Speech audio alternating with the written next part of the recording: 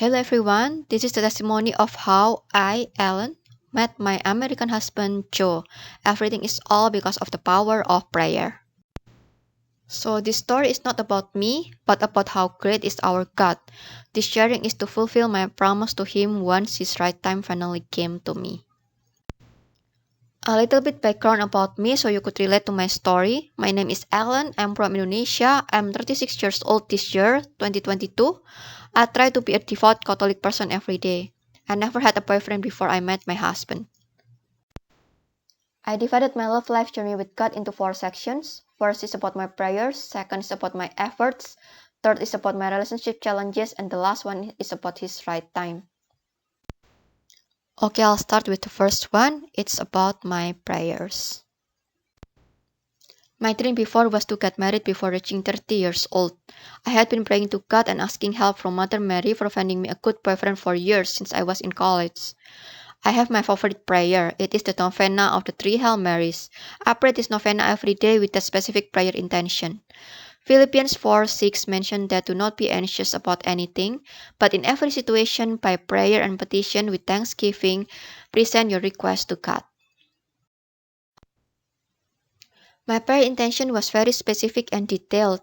Even I mentioned the details of my non-compromising and desired requirements for my future husband, such as he must be Catholic, should be patient, a family man, etc. But God's right time is different with what I wanted. When I was already 30 years old, I was still single.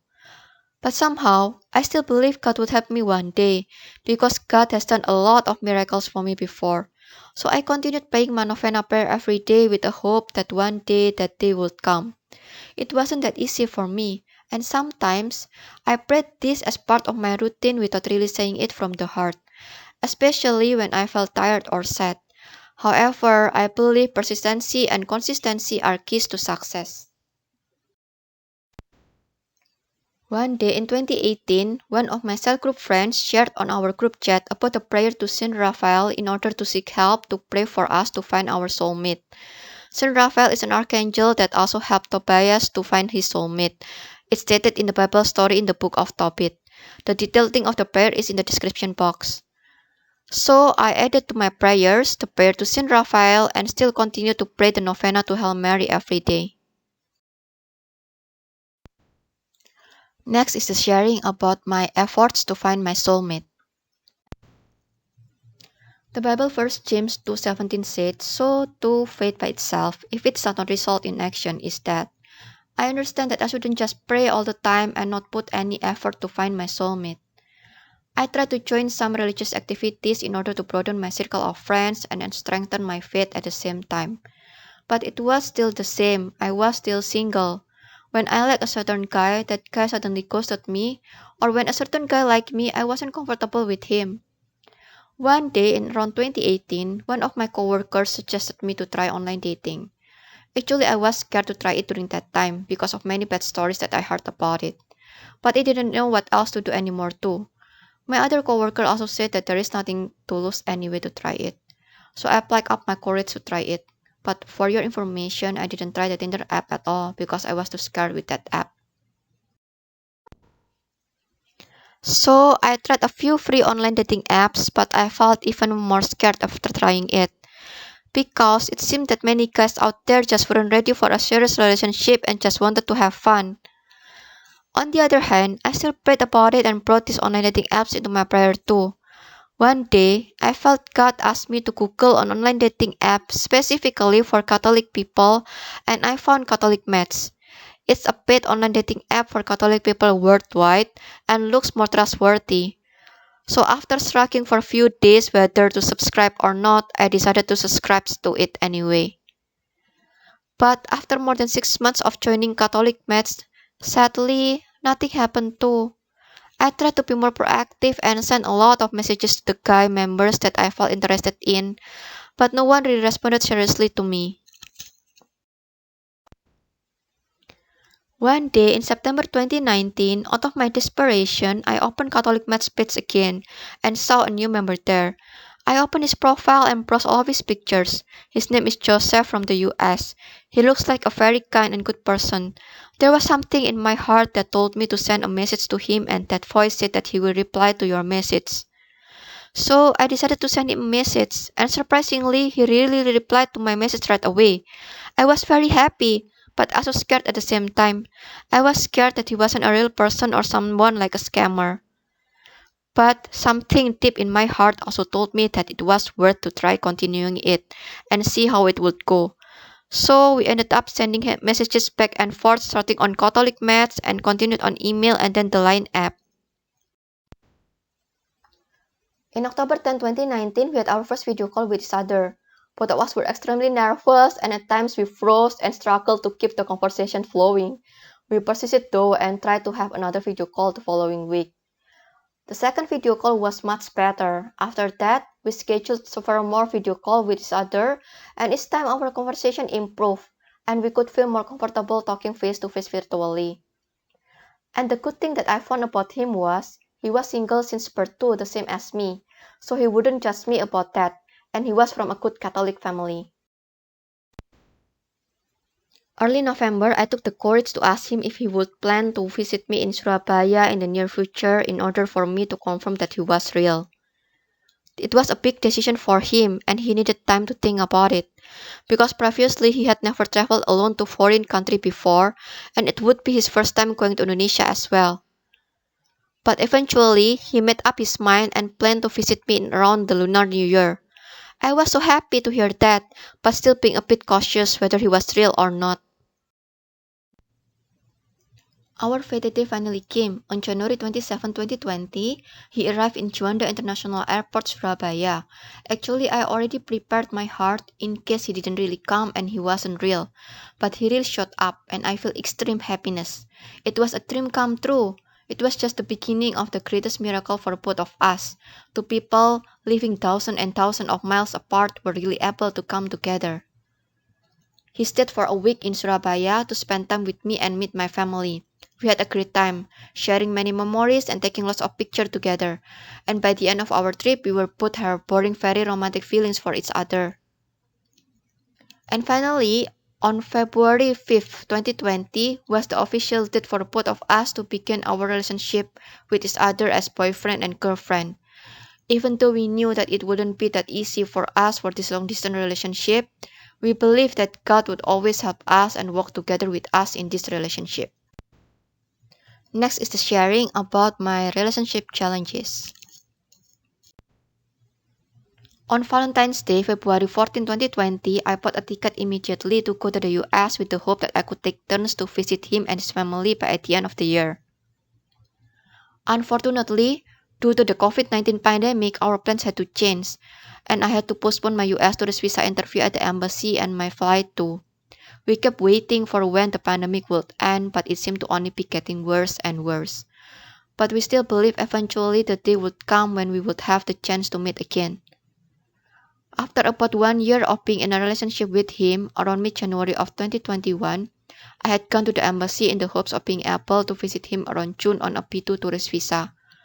Unfortunately, I hadn't done research beforehand, and it was denied because I had told the truth I wanted to go to the US to visit my boyfriend. I was just too naive during that time. Apparently, after doing some research, I found out that most of the applicants who gave that same reason during the visa interviews also got rejected. I think the consulates worried that we might not go back home anymore and get married illegally after arriving there. I felt so sad after that, but surprisingly, on January 24, 2021, little did I know that he was actually planning on proposing to me virtually. Although it was unconventional to propose virtually, he made up his mind to do so, because we still didn't know when this pandemic would end. He sang every day I love you through video call, proposed to me, and then immediately I said yes. But it wasn't that easy too for both of us to be able to get married, because we are from different countries. Especially the process for marrying a US citizen is very complicated. We should choose between two options. First, waiting for about a year for the K1 fiancé visa and get married in the US, Or second, get married in Indonesia and be separated for about a year for the CR1 spouse visa process. We decided to choose the route of getting the K1 fiancé visa for me. This visa is specific for a person that has the plan to get married with a US citizen in the US. We chose this option because we didn't want to be separated anymore after getting married. Even, we hired a lawyer in the US with the hope that the lawyer could help to prepare all of the requirements needed for the submission. But it turned out the lawyer wasn't that helpful, and we still needed to prepare and research almost everything by ourselves. It was a stressful process because there were many documents we needed to prepare to prove our relationship was genuine, including all of our pictures when meeting in person, the boarding pass and hotel booking, the receipts when we spent time together, our conversation chats and call history on the phone, the notarized statement letters from our parents that acknowledge our relationship, love letter, etc. But finally, we could submit a petition for my K1 visa on February 18, 2021. After that, we prayed the novena together every day while waiting for the approval in order to ask Mother Mary to pray for expediting this process. In the meantime, we weren't able to meet in person anymore due to the pandemic situation. I couldn't go to the US without a visa, and he couldn't come to Indonesia because the border was still closed for foreigners to have a vacation. On the other hand, I also had another struggle with my health because of too much stress. I needed to go through a surgery process in October 2021. The surgery result also threatened our relationship and made me so devastated. But God sent me a very amazing guy with very nice family that could accept me for who I am and help me to be strong and rise again. And one day in December 2021, because our persistent prayers every day, there was a hope. God helped us to be able to meet in Singapore instead for 2 weeks. Even though there were a lot of challenges to go there, it was a very special moment for us because it was also his birthday during that time. We also had our actual engagement and pre-wedding photo session there. After a year of waiting for the K1 visa process, we received a notice of approval from US Immigration Services to proceed for the next steps in mid of January 2022. We were so ecstatic during that time. But due to my stay in the Philippines before for more than 6 months, I needed to get a police clearance certificate from the Philippines as one of the next requirements. After doing a lot of research in how to obtain this, I had to go to the VH Embassy in Jakarta to do the biometrics and send the document to a friend in the Philippines and ask help getting me the certificate to the Manila office. It was another challenge for me to find a friend that could help to do it immediately in the Philippines. I asked a lot of my former office mates, church friends, and even submitted a formal request to my office, but no one could really respond or help me. Until a few weeks later, after lots of prayer, I got the help unexpectedly from my former office mate, Len Hazareno. She went back and forth a few times to the Manila office in order to help me to get the certificate. Thank you so much for your help, Len. Thanks to Adrian too, who contributed to help for calling Len. While waiting for the certificate, I also went to Jakarta for the second time to do the required medical checkup. I'm really thankful that God could also help me for this one, because the flight was delayed and I was late arriving to the hospital. But thankfully, it was still okay to be late.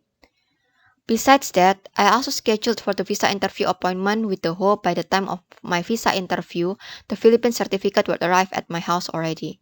Thankfully, a few days before the interview, my Philippine certificate arrived. And the last part is about his right time that happened into my life.